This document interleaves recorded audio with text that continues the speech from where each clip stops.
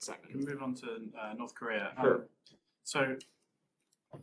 In Deputy Secretary Sherman's visit that's going on at the moment, the South Korea's Vice Foreign Minister Cho said after the meeting, the trilateral meeting, we agreed that an unparalleled scale of response would be necessary if North Korea pushes ahead with the 7th nuclear test. Is that language something that, is there something that's been agreed in that meeting? What do they mean by unparalleled? Is that something that the US signs up to?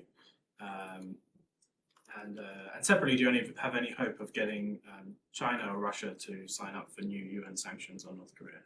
Well, Simon, I'm not going to categorize or try to speak for the foreign ministry of our partners in the Republic of Korea, but I think you saw Deputy Secretary Sherman speak while also on her travels, and was quite clear that this kind of provocation and aggressive action, threatening action, we view it as irresponsible, and it is not only unsafe, but these missile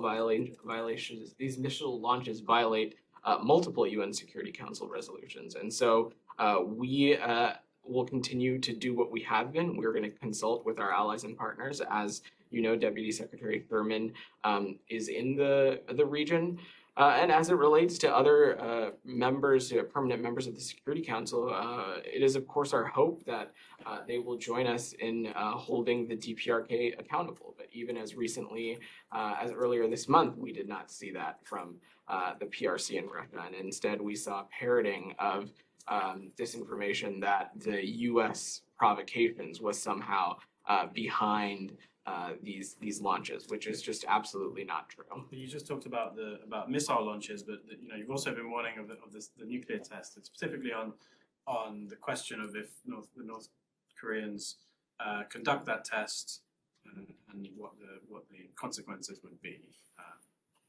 Is there something that you're actually able to say on? Simon, I'm of course not going to read out specifically the various tools in our tool belt that we have to hold the DPRK accountable, but we have a number of tools available.